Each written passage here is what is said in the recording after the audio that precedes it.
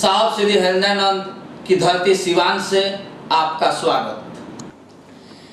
जब हम आप आपस में शिव गुरु की शिष्यता के बारे में बातें करते हैं तो उसी को चर्चा की संज्ञा दी गई है।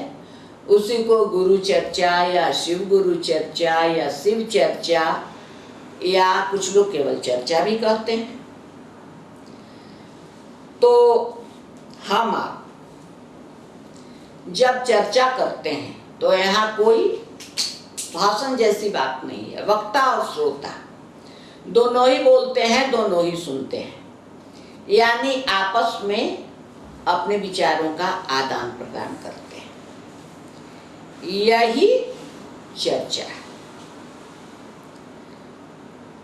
और ये चर्चा जो दूसरे सूत्र में बताया गया है, अब ये चर्चा करने से हमको आपको क्या मिलने वाला है, क्या मिलता है। जैसे दया के बारे में हमने समझा कि निरीह और कातर होके अपने गुरु से कहेंगे कि मैं किसी योग्य नहीं हूं लेकिन मुझे दया चाहिए, तो गुरु की दया मिलती है। अब ये चर्चा क्या है, ये हमारे आपके मन पर क्या प्रभाव डालता है। हम आप चर्चाओं में कहते हैं एक दूसरे से कि देखिए शिव को गुरु मानिए और आपके कष्ट दूर होंगे, आपके उलझने दूर होंगी। गुरु दया करते हैं, गुरु हर काम में सहायता करते हैं। अब मैंने जिसको कहा, हमने आपने जिसको कहा कि शिव को गुरु मानिए, उसने गुरु मान लिया, सूत्र करने लगा। और जब उस पर कोई आफत विपत्ति आती है तो आपके पास दौड़ा आता है कि आपने तो कहा था ऐसा ऐसा, लेकिन मेरे सामने ये संकट आ गया है। अब आप उसको समझाते हैं कि देखिए ये तो अपने ही पूर्व जन्मों का प्रारब्ध है, अपना कर्मफल है जो हमने आपने किया है, इसीलिए सामने आ रहे हैं। ये तो आएंगे ही, फिर भी गुरु इसमें भी हेल्प करते हैं। यदि आप गुरु की शरण में नहीं होते तो इससे भी बड़ी विपत्ति आपके समक्ष आई होती। इसलिए अपने गुरु पर विश्वास करिए और तीनों सूत्र करते रहिए। इतना हम आप उसको कह देते हैं। कल को जब स्वयं हम पर वो विपत्ति आती है और जब आस्था डगमगाने लगता है कि अरे गुरु नहीं सुनते हैं क्या, गुरु दया नहीं करते हैं क्या, मेरे साथ ऐसा क्यों हो रहा, तो हमने आपने जो उसको समझाया है कि ये अपने कर्म फल हैं, अपने प्रारब्ध हैं, गुरु की शरण में है तो हल्के होकर आए हैं, नहीं तो इससे भी ज्यादा होते। तो हमको आपको अपनी ही बात याद आती है कि मैंने तो उसको ऐसे समझाया था, और तब हमारी आपकी आस्था भी ठहर जाती है और सही में मन सोचने लगता है कि ये तो अपने ही कर्मों का फल है जिसके कारण हमारे जीवन में ये सब हो रहा है। तो जीवन में सुख दुख, ऐसे भी शास्त्र भी कहते हैं कि जीवन में सुख दुख और किसी के द्वारा नहीं दिया जाता है। हम आप केवल चर्चाओं में नहीं समझाते हैं, केवल अपने मन को ही नहीं समझाते हैं।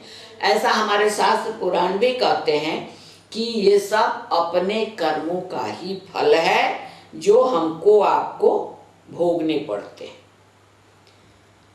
एक और बात, हम आप जब चर्चा करते हैं तो हमारा आपका मन शिव की परिधि में रहता है, यानी शिव तो शरीर में नहीं है, तो शिव के पास रहने का उपाय क्या है, मन से उनके पास रहा जाए।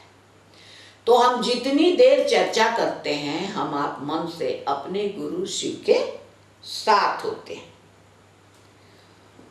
और मन गुरु के साथ, गुरु की दया के आश्रय में, गुरु के दया के परिधि में रहता है।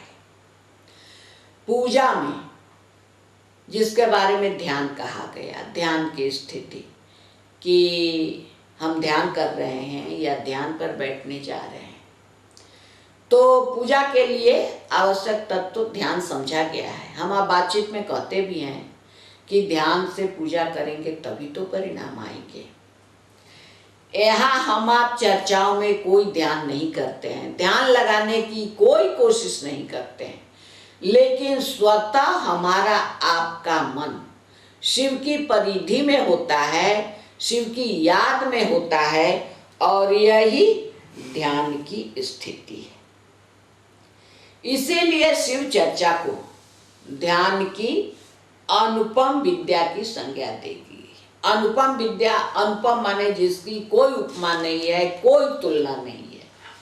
यानी ध्यान लगाने के लिए इससे बढ़कर दूसरा कोई उपाय नहीं है। हम आप जब चर्चाओं में बैठते हैं तो स्वतः हमारा आपका मन शिव की परिधि में चला जाता है, हम आप शिव के ध्यान में रहने लगते हैं।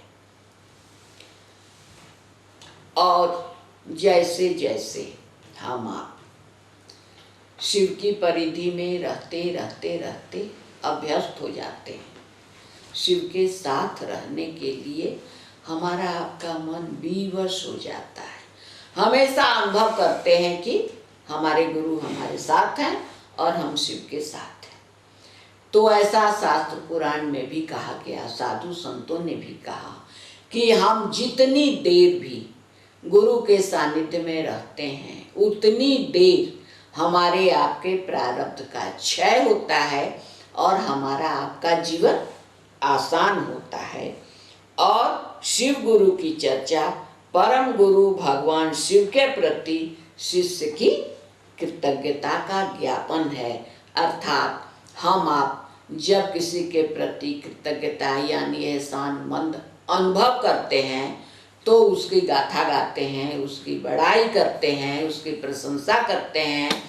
ऐसी कोशिश रहती है कि लोग भी जाने कि अरे वो तो बहुत अच्छा आदमी। तो ये सब जब हम आप अपने को एहसानमंद अनुभव करते हैं तब करते हैं किसी के बारे में। वैसे ही हम आप जब अपने गुरु के प्रति अपने को एहसानमंद महसूस करेंगे, कृतज्ञ महसूस करेंगे, तभी हम आप शिव चर्चा कर पाएंगे। और शिव चर्चा करते करते भी मन कृतज्ञता अनुभव करने लगता